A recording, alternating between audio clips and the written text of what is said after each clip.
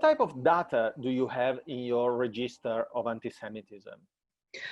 With the Antisemitism report, which I author, there are two types of anti-Semitism. So there's anti-Semitic incidents and anti-Semitic discourse. An incident is something that basically you can say is something that is done to a Jew in a negative form. So we have 8 categories of incidents. So for example, from physical assault, verbal abuse, graffiti, vandalism, and then communications through either hate mail in your letterbox or in your email, graffiti, stickers and posters that are put out in the street, and telephone calls. We do not include discrimination or online content. So where there's hatred of Jews expressed online, we don't include that as an incident.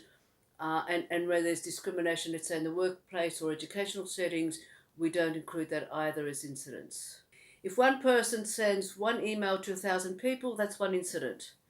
The same as if when Antipodean Resistance, the neo-Nazi group, were putting up a lot of posters around universities and schools and elsewhere in the streets. And so even if it's 3 posters or 100 posters, that's one incident. The counting gets tricky, and so you need to we've developed these formulas. How do we count? Because you don't, on the one hand, you don't want to underestimate what's out there, but you also don't want to exaggerate or overestimate. So it's really important when we're doing the data, the collection, the counting, that that it's credible, that it is based in integrity, so that we have a good, well-rounded, highly thought, highly considered report on incidents, rather than they check in all sorts of things, or their things are dodgy. So we would rather exclude incidents than include incidents that are not actually anti-Semitic. What criteria do you use to determine what is included and what is excluded from the register? Okay, so in the anti-Semitism report, we do have a couple of pages, that shows what we include and what we don't include. So, for example, if a Jew is verbally abused on the street, so they need, first of all, to be identifiably Jewish. And that could be the clothing they're wearing, it could be Magen David, Star of David, but also the abuse needs to be hostile towards Jews, negative about Jews, right?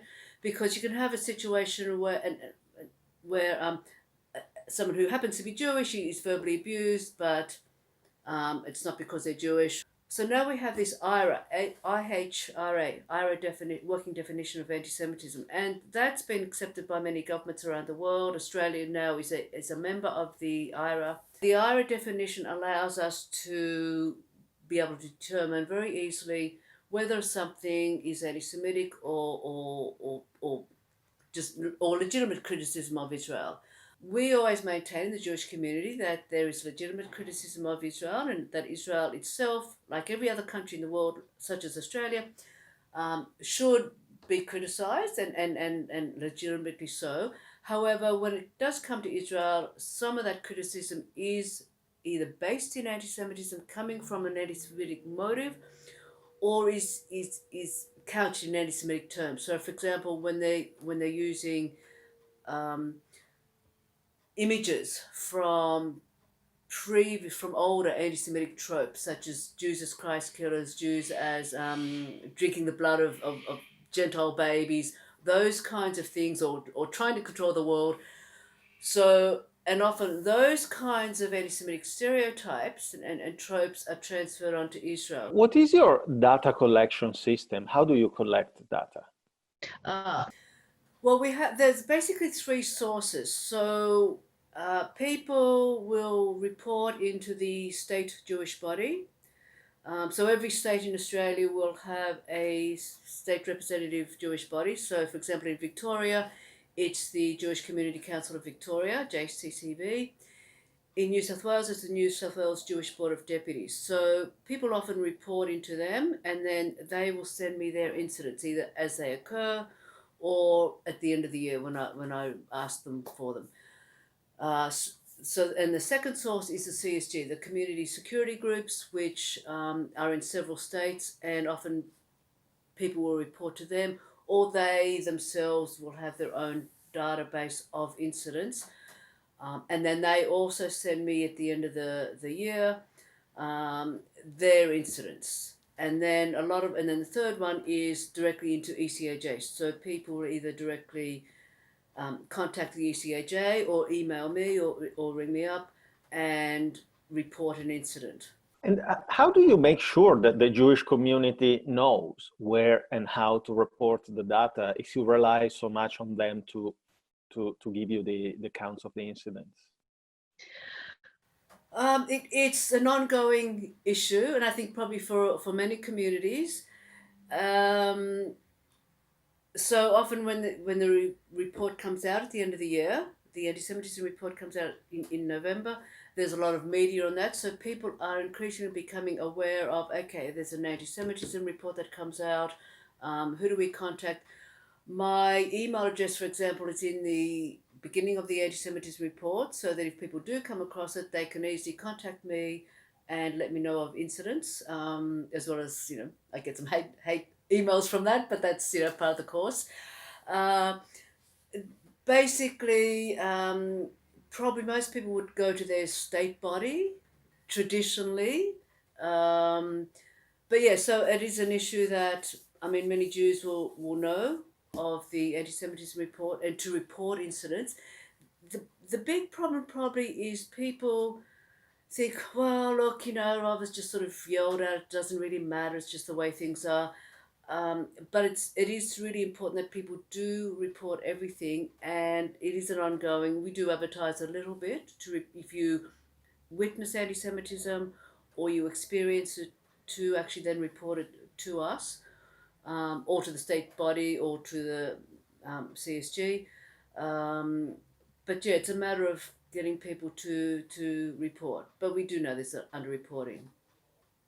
Okay. How do you verify the reliability of the data? Now that's an important issue. So when it comes from CSG, the community security groups, so they've already verified it, right? So they've got their witnesses, they've got all the information. So pretty much everything that comes from them has already been verified. I may and often will question, okay, can you give me more information on this, because I need to determine whether it was an incident or whether it's just suspicious behavior, and we don't include suspicious behavior. Other times, if I'm getting information, like I might see something on a Facebook page, someone happened to mention that they got harassed in the street. So then I will contact that person and ask, okay, well, what happened? Where were you? Who was with you? How were you dressed? What was actually said? And question them on that. So I'll often have quite a few bits of conversations, either over email or phone with particular people, to see what occurred, and then make a determination whether it is anti-Semitic or not. How do you de-identify the identity of a victim when you publish the data? Okay, so that's probably the easiest bit to do, because I'll have a document that has all the incidents in it, right? Chronologically, as I come in, I just put them in, right? Sort of all the information on it. Then when I do the draft chapter of the incidents chapter for the anti-Semitism report, then when I'm transferring it, then you just leave the names in the original document. So you take out we take out not only the names of people, but we take out the names of synagogues and the names of Jewish schools, so that no Jewish venue is identified either.